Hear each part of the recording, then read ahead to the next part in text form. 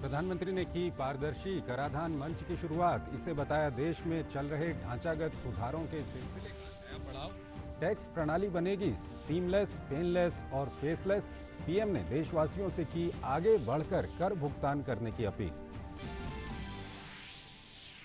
आज से लागू हुआ फेसलेस आकलन और करदाता चार्टर। 25 सितंबर से मिलेगी फेसलेस अपील की सुविधा। प्रधानमंत्री ने कहा, टैक्स पेयर्स चार्टर है देश की विकास यात्रा में बहुत बड़ा कदम। इससे टैक्स प्रणाली में आएगी फेयरनेस और करदाता बनेगा फेयरलेस। असम, बिहार और यूपी में नदियां उफान पर। बिहार में हालात अभी भी गंभीर। 16 जिलों में बाढ़ की स्थिति। मौसम विभाग ने अगले 48 घंटे में उत्तर पश्चिम और मध्य भारत में मूसलाधार बारिश की चेतावनी जारी की।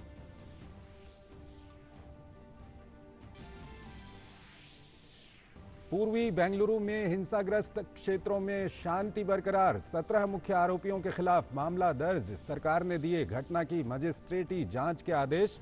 केंद्रीय मंत्री सदानंद गौड़ा ने किया प्रभावित पुलिस स्टेशनों का दौरा। देश में कोरोना संक्रमण के सक्रिय मामले 6.5 लाख के करीब। रिकवरी रेट 70% के पार। मृत्यु दर घटकर हुई 1.96%। और खेल की खबरों में यूएफा चैंपियंस लीग में पीएसजी की टीम पहुंची सेमीफाइनल में। क्वार्टर फाइनल में एटलांटा को दी 2-1 से मात।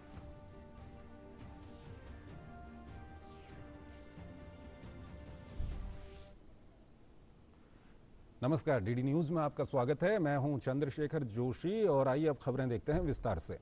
अगर आप ईमानदार करदाता हैं तो आपके लिए एक अच्छी खबर है। प्रधानमंत्री नरेंद्र मोदी ने आज राजधानी दिल्ली में वीडियो कॉन्फ्रेंसिंग के जरिए पारदर्शी कराधान ईमानदार का सम्मान प्लेटफॉर्म की शुरुआत की। इस प्लेटफॉर्म में फेसलेस असेसमेंट, अपील और टैक्स पेयर चार्टर जैसे बड़े रिफॉर्म शामिल हैं। फेसलेस असेसमेंट और टैक्स पेयर चार्टर आज से ही लागू हो गए हैं। वहीं देश में फेसलेस अपील की व्यवस्था आगामी 25 सितंबर से लागू हो जाएगी। पीएम ने कहा कि इस नई पहल से हमारी कर प्रणाली में सुधार आएगा और उसे सरल बनाने के प्रयासों को और बल मिलेगा। फेसलेस असेसमेंट और टैक्स पेयर चार्टर आज से ही लागू हो गए हैं, जबकि फेसलेस अपील की सुविधा 25 सितंबर यानी दीनदयाल उपाध्याय जी के जन्मदिन से पूरे देश भर में नागरिकों के लिए उपलब्ध हो जाएगी। प्रधानमंत्री ने मिनिमम गवर्नमेंट मैक्सिमम गवर्नेंस की सरकार की प्रतिबद्धता दोहराते हुए कहा कि ये पहल देशवासियों के जीवन में सरकार के दखल को कम करने की दिशा में एक बड़ा कदम है। नई व्यवस्थाएं, नई सुविधाएं, मिनिमम गवर्नमेंट, मैक्सिमम गवर्नेंस, इसके प्रति हमारी प्रतिबद्धता को और मजबूत करती है। ये देशवासियों के जीवन से सरकार को, सरकार के दखल को कम करने की दिशा में भी एक बड़ा कदम है। आज हर नियम कानून को, हर पॉलिसी को प्रोसेस और पावर सेंट्रिक अप्रोच से बाहर निकालकर उसको पीपल सेंट्रिक और पब्लिक फ्रेंडली बनाने पर बल दिया जा रहा है। पीएम मोदी ने कहा कि रिफॉर्म नीति आधारित होना चाहिए और एक रिफॉर्म दूसरे रिफॉर्म के लिए मार्ग प्रशस्त करे। हमारे लिए रिफॉर्म का मतलब है रिफॉर्म नीति आधारित हो, टुकड़ों में नहीं हो, होलिस्टिक हो और एक रिफॉर्म दूसरे रिफॉर्म का आधार बने, नए रिफॉर्म का मार्ग बनाए। और ऐसा भी नहीं है कि एक बार रिफॉर्म करके रुक गए। ये निरंतर सतत चलने वाली प्रक्रिया है। प्रधानमंत्री मोदी ने कहा कि सरकार टैक्स व्यवस्था को और अधिक सरल बनाने के लिए प्रतिबद्ध है। उन्होंने कहा कि आयकर दाताओं के लिए तकनीक से लेकर नियमों तक सभी कुछ आसान हो। कोशिश ये है कि हमारी टैक्स प्रणाली सीमलेस हो, पेनलेस हो, फेसलेस हो। सीमलेस यानी टैक्स एडमिनिस्ट्रेशन हर टैक्स पेयर को उलझाने के बजाय समस्या को सुलझाने के लिए काम करे। पेनलेस यानी टेक्नोलॉजी से लेकर रूल्स तक सब कुछ सिंपल हो। फेसलेस यानी टैक्स पेयर कौन है और टैक्स ऑफिसर कौन है, इससे मतलब ही नहीं होना चाहिए। आज से लागू होने वाले ये रिफॉर्म्स इसी सोच को आगे बढ़ाने वाले हैं। पीएम ने कहा कि आत्मनिर्भर भारत के संकल्प को सिद्ध करने के लिए जो लोग टैक्स के दायरे में नहीं हैं लेकिन टैक्स देने में सक्षम हैं, वो स्वयं आगे आकर कर का भुगतान करें। जो टैक्स देने में सक्षम है लेकिन अभी वो टैक्स नेट में नहीं है, वो स्वप्रेरणा से अपने आत्मा को पूछे, आगे आए। और अभी 2 दिन के बाद 15 अगस्त है। आजादी के लिए मरने मिटने वालों को जरा याद कीजिए। आपको लगेगा हां, मुझे भी कुछ न कुछ देना चाहिए। आइए विश्वास के, अधिकारों के, दायित्वों के इस महत्वपूर्ण भावना का सम्मान करते हुए, इस प्लेटफॉर्म का सम्मान करते हुए नए भारत, आत्मनिर्भर भारत के संकल्प को सिद्ध करें। प्रधानमंत्री ने टैक्स पेयर्स चार्टर को देश की विकास यात्रा में बहुत बड़ा कदम बताया। ये टैक्स पेयर चार्टर भी देश की विकास यात्रा में बहुत बड़ा कदम है और टैक्स पेयर के लिए अधिकार और कर्तव्य दोनों को संतुलित करने का और सरकार की जिम्मेवारी पक्की करने का ये बहुत अहम कदम है। और आइए अब बात करते हैं मौसम की। बिहार के 16 जिलों में बाढ़ की स्थिति गंभीर बनी हुई है। इन जिलों में करीब 77 लाख आबादी गंभीर बाढ़ की चपेट में है। दरभंगा, समस्तीपुर, सहरसा, मुजफ्फरपुर और पूर्वी चंपारण सर्वाधिक प्रभावित जिलों में से हैं। गंडक बैराज से पानी छोड़े जाने के बाद जल भराव की स्थितियां पैदा हो गई हैं। बाढ़ के प्रकोप से अब तक 24 लोगों की जान जा चुकी है। बड़ी संख्या में मवेशी भी मारे गए हैं। एनडीआरएफ और एसडीआरएफ की 33 टीमें राहत और बचाव कार्य में जुटी हैं। 1211 सार्वजनिक रसोइयों के माध्यम से करीब 9 लाख लोगों को भोजन मुहैया कराया जा रहा है। 12,000 से अधिक लोगों को राहत शिविरों में रखा गया है। डायरेक्ट बेनिफिट ट्रांसफर के माध्यम से करीब 6.25 लाख बाढ़ पीड़ित परिवारों को 6-6 हजार की राशि दी गई है। मौसम विभाग ने अगले 48 घंटों के लिए बिहार और नेपाल से सटे इलाकों में भारी से मध्यम बारिश की संभावना जताई है। और वहीं महाराष्ट्र में मुंबई और उसके आसपास के इलाकों में एक बार फिर बारिश हुई। हालांकि मुंबई में कल से सामान्य बारिश होने के कारण जनजीवन सामान्य गति से चल रहा है। यातायात में कोई परेशानी नहीं हुई है। हालांकि मौसम विभाग ने महाराष्ट्र के मुंबई, ठाणे, रायगढ़ और पालघर जिलों के कई स्थानों पर भारी बारिश की संभावना जताई है। कोंकण और मध्य महाराष्ट्र के कई इलाकों के लिए ऑरेंज अलर्ट जारी किया गया है। और अगर बात करें दिल्ली एनसीआर की, तो दिल्ली एनसीआर में मौसम का मिजाज बदल गया है। रात भर हुई मूसलाधार बारिश सुबह भी जारी रही। इससे लोगों को उमस भरी गर्मी से तो राहत मिली है, लेकिन दिल्ली की सड़कों पर जल भराव की स्थिति पैदा हो गई है। कई जगहों पर पानी भर जाने से लोगों को परेशानी का सामना करना पड़ रहा है। मौसम विभाग ने अगले 2 दिन दिल्ली और आसपास के इलाकों में भारी बारिश का अनुमान जताया है। राजधानी में अगस्त में अब तक सामान्य से 72% कम बारिश दर्ज की गई है, जो 10 वर्षों में सबसे कम है। पूर्वी बेंगलुरु में हिंसाग्रस्त हुए इलाकों में फिलहाल स्थिति शांतिपूर्ण है और अभी किसी भी हिंसक घटना की खबर नहीं है। राज्य सरकार ने घटना की जांच मजिस्ट्रेट से कराने का फैसला किया है। मामले में 17 मुख्य आरोपियों के खिलाफ मामला दर्ज कर लिया गया है। पुलिस ने अब तक मुख्य आरोपी नवीन समेत 140 लोगों को गिरफ्तार किया है। पूरे शहर में धारा 144 लागू है और हिंसा प्रभावित क्षेत्रों में कर्फ्यू लगा हुआ है। शहर के अन्य हिस्सों में शांति बनी हुई है। केंद्रीय मंत्री सदानंद गौड़ा ने हिंसा का शिकार हुए डीजे-हल्ली और केजी-हल्ली पुलिस स्टेशनों का दौरा किया। कर्नाटक के गृह मंत्री बासवराज बोम्मई ने भी इन क्षेत्रों का दौरा किया। गौरतलब है कि सोशल मीडिया पर आपत्तिजनक पोस्ट करने वाले व्यक्ति के खिलाफ कार्रवाई की मांग को लेकर मंगलवार रात को पुलिस स्टेशन के बाहर भीड़ जमा होने के बाद हिंसा भड़क गई। आरोपी नवीन इलाके के कांग्रेस विधायक अखंड श्रीनिवास मूर्ति का रिश्तेदार है। एक बड़े सुधार के तहत केंद्रीय सड़क परिवहन एवं राजमार्ग मंत्रालय ने बिना बैटरी लगे इलेक्ट्रिक वाहनों के पंजीकरण को मंजूरी दे दी है। सभी राज्यों के परिवहन सचिवों को परामर्श जारी करते हुए मंत्रालय ने स्पष्ट किया कि बिना बैटरी लगे वाहनों की बिक्री और पंजीकरण जांच एजेंसी द्वारा जारी सर्टिफिकेट के आधार पर किया जा सकेगा। मंत्रालय ने कहा है कि पंजीयन के लिए बैटरी के प्रकार संबंधी किसी भी तरह की जानकारी की जरूरत नहीं है। सड़क परिवहन मंत्रालय देश में इलेक्ट्रिक वाहनों की उपयोगिता बढ़ाने के उसके लिए एक इकोसिस्टम बनाने का प्रयास कर रहा है। मंत्रालय ने वाहन प्रदूषण कम करने और तेल आयात बिल को कम करने के बड़े राष्ट्रीय एजेंडे के तहत सभी राज्यों को इस योजना पर मिलकर काम करने को कहा है। इलेक्ट्रिक दोपहिया और तिपहिया वाहनों को बढ़ावा देने के लिए मंत्रालय ने बैटरी की लागत को वाहन की लागत से अलग करने का सुझाव दिया है। गौरतलब है कि बैटरी की लागत वाहन की कुल लागत का 30 से 40% तक होती है। इससे इलेक्ट्रिक वाहन बिना बैटरी के बाजार में आसानी से बिक सकेंगे।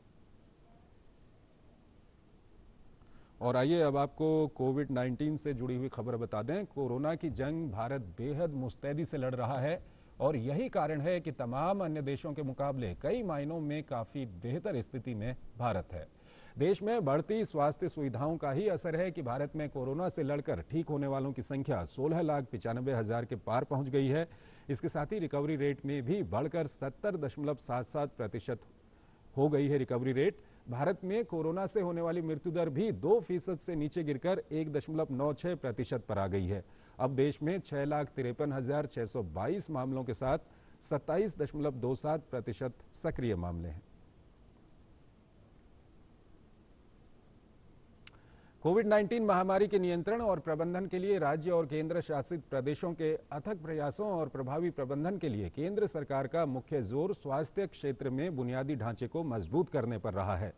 केंद्र सरकार कोविड-19 महामारी से निपटने के लिए सुविधाओं को बढ़ाने के साथ साथ राज्यों और केंद्र शासित प्रदेशों को मुफ्त चिकित्सा आपूर्ति भी प्रदान कर रही है। आत्मनिर्भर भारत और मेक इन इंडिया मिशन को आगे बढ़ाने के लिए केंद्र सरकार सभी राज्यों, केंद्र शासित प्रदेशों और चिकित्सा संस्थानों को मुफ्त चिकित्सा आपूर्ति प्रदान कर रही है।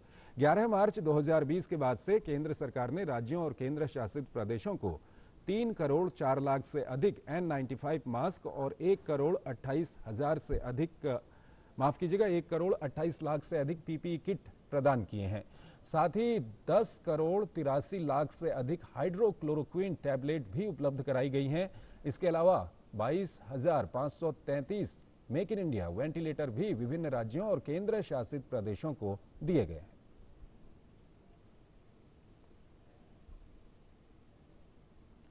और अगर दुनिया की हम बात करें तो दुनिया भर में कोविड-19 से संक्रमित लोगों की संख्या में लगातार बढ़ोतरी जारी है।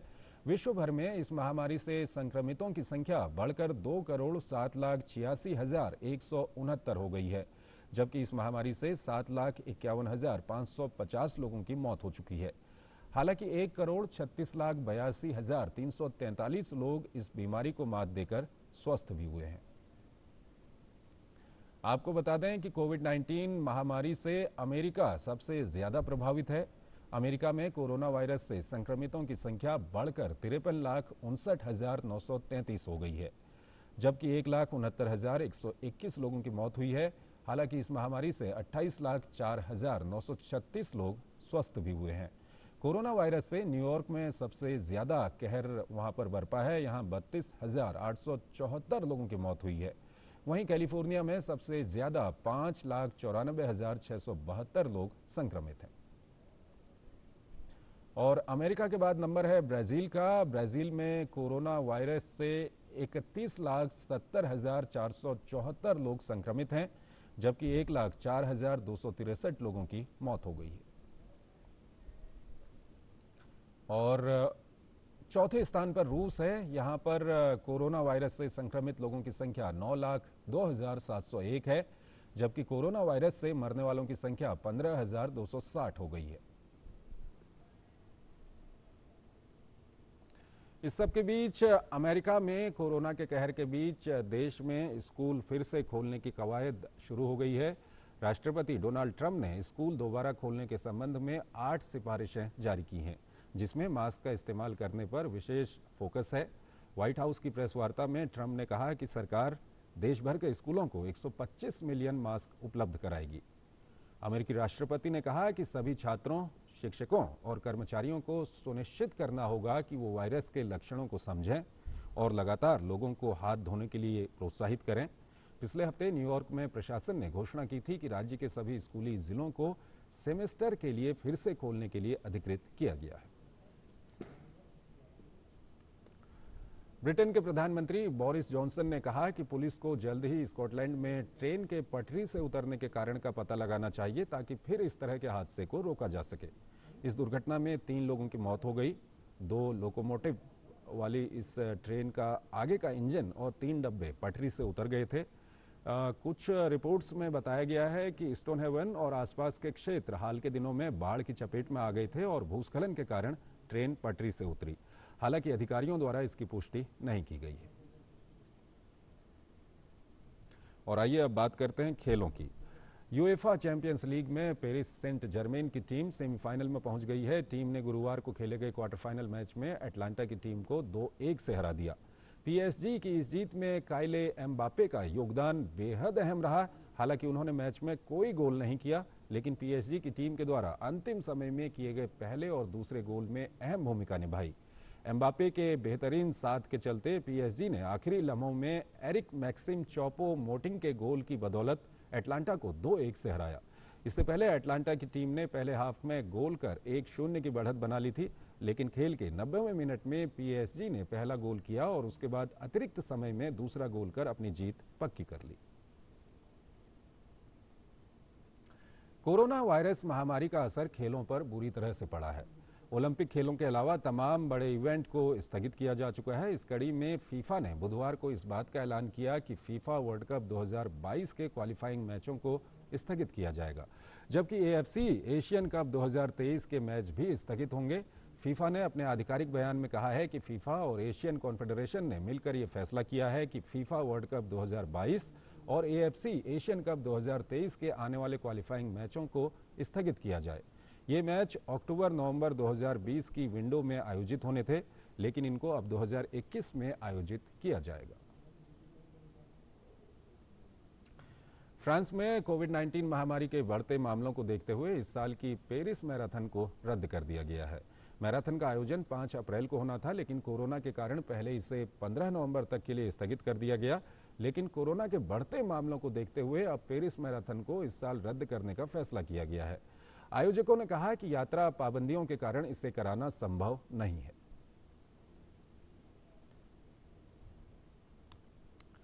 देश की आज़ादी में अनेकों स्वतंत्रता सेनानियों ने अपना सर्वस्व न्योछावर कर दिया।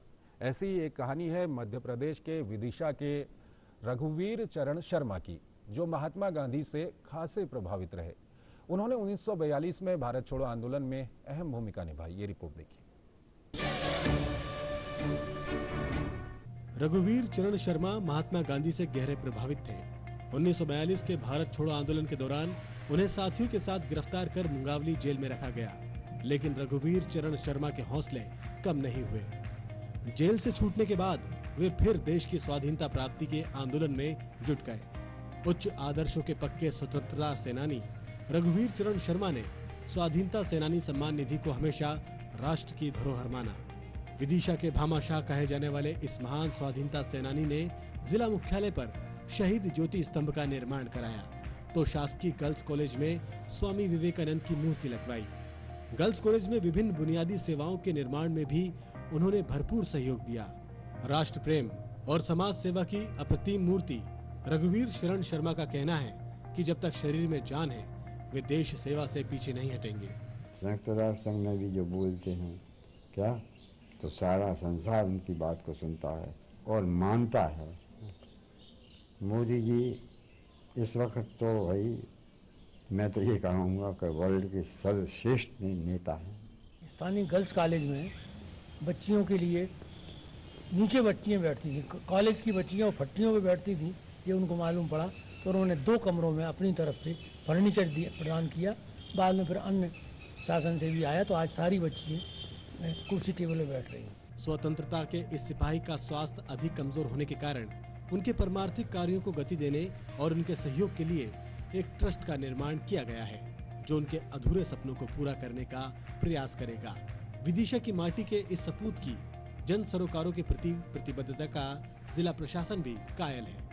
उनके बारे में जब मैं विदिशा में पदस्थ हुआ तो मुझे पता चला और ये अत्यंत सुखद अनुभव देता है कि हमारे स्वतंत्रता संग्राम सेनानी आज भी विदिशा जिले के लिए पूरे तन मन धन से लगे हुए हैं और उन्होंने अपनी निधियों से दान देकर बहुत सारी विदिशा जिले में मूर्तियाँ भी स्थापित करवाई हैं तथा अन्य समाज सेवा के कार्य भी करते रहते हैं, जो कि अत्यंत सराहनीय है और पूरे समाज के लिए अनुपम उदाहरण।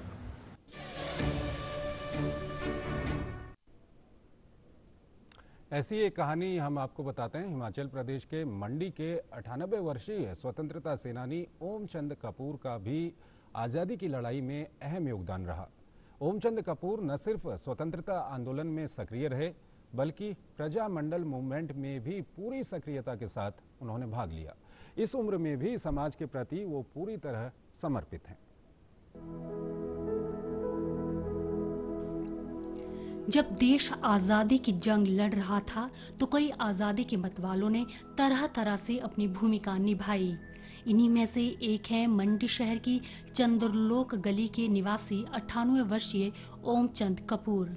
ओमचंद कपूर न सिर्फ स्वतंत्रता आंदोलन में सक्रिय रहे बल्कि प्रजामंडल मूवमेंट में भी पूरी सक्रियता के साथ भाग लिया। प्रजामंडल मूवमेंट में इन्होंने सुकेत रियासत को सरकार के अधीन करवाने में अहम भूमिका निभाई थी। 24 फरवरी 1923 को गुरुदेव हटवाल और पार्वती देवी के घर जन्मे ओमचंद कपूर ने अपनी 10वीं तक की पढ़ाई मंडी के विजय हाई स्कूल से पूरी की। 1944 में वे लाहौर चले गए और वहां से इन्होंने बीकॉम की पढ़ाई की। मंडी शहर निवासी महान स्वतंत्रता सेनानी स्वर्गीय स्वामी पूर्णानंद ने इन्हें प्रजामंडल मूवमेंट के साथ जोड़ा और इन्हें कैशियर का दायित्व सौंपा। स्वतंत्रता सेनानी ओमचंद कपूर ने राजाओं के राज समाप्त करने के लिए अपनी आवाज बुलंद की और लोगों को साथ लेकर आंदोलन किए। प्रजामंडल की मूवमेंट में जगह जगह जहां हमें कहते थे हम उनके साथ जाते थे, उनके जो प्रोग्राम थे उनमें हिस्सा लेते थे और बाद में उन्होंने कहा भी आप कुछ बोला करो। तो कभी कभी मुझे भी बोलने का मौका मिला तो उनकी सदारत में, उनकी शिक्षा, उनके रहनुमाई में मैं कई जगह बोलता रहा। महात्मा गांधी ने 9 अगस्त 1942 को शुरू की दिल्ली में, वहाँ उन्होंने ऐलान किया कि उनको निकाल दिया जाए। तो वही उसी का प्रोग्राम बाकी जगह भी उन्होंने दिया भी, सब जगह होनी चाहिए। तो जहाँ जहाँ रियासतें थी तो हमने राजाओं के बरखिलाफ काम किया, रियासतें खत्म होनी चाहिए। तो ये काम चलता रहा 1947 तक। 1947 में भारतवर्ष आज़ाद हो गया। 1944 में मंडी में खुली पहली पंजाब नेशनल बैंक की शाखा में भी क्लर्क का कार्य किया, लेकिन कुछ समय बाद परिवार की परिस्थितियां ठीक न होने के चलते इन्हें नौकरी छोड़नी पड़ी। गरीबी में जिंदगी काटी लेकिन अपने बच्चों को अच्छी परवरिश देने में कोई कसर नहीं छोड़ी। इनके 4 बेटे हैं जो सभी सरकारी सेवाओं से रिटायर हुए हैं। स्वतंत्रता सेनानी ओमचंद कपूर ने समाज के प्रति अपने लगाव के कारण जाति प्रथा और अंधविश्वास के खात्मे के लिए काफी काम किया। वे आज भी सनातन धर्म सभा और दीन दुखिया सहायक सभा के साथ जुड़कर समाज सेवा के कार्यों में अपना सक्रिय योगदान देते हैं। यहाँ बड़ा फंक्शन हुआ 1947 के बाद, यहाँ आकर फंक्शन हुआ जिसमें सब स्टेट आए, हिमाचल प्रदेश के बड़े बड़े लीडर कांग्रेस के जहाँ जहाँ के थे वहाँ आए। दरबार हॉल में मीटिंग होती रही वे किस किस्म की हुकूमत हिमाचल में होनी चाहिए, तो उसका चर्चा चलती रही। बाद में तय हुआ कि टेरिटोरियल काउंसिल हमें गवर्नमेंट ने दी। ये नहीं पता भी क्या फैसला किया, मुझे याद नहीं है, लेकिन टेरिटोरियल काउंसिल चली यहाँ हिमाचल में। उसके बाद फिर 1952 में कांग्रेस की हुकूमत चली जिसमें पंडित गौरी प्रसाद जी मंत्री हुए, डॉक्टर परमार जी चीफ मिनिस्टर थे। ओमचंद कपूर उन स्वतंत्रता सेनानियों में से हैं जिन्होंने सक्रिय रूप से आज़ादी के आंदोलनों में भाग लेकर देश को आज़ाद करवाने में अपना अमूल्य योगदान दिया। 98 वर्ष की उम्र में आज भी इनके हौसले जवान नजर आते हैं। मंडी से डीडी न्यूज़ के लिए वीरेंद्र भारद्वाज की रिपोर्ट। तो इस बुलेटिन में फिलहाल इतना ही। आप बने रहिए डीडी न्यूज़ के साथ। नमस्कार।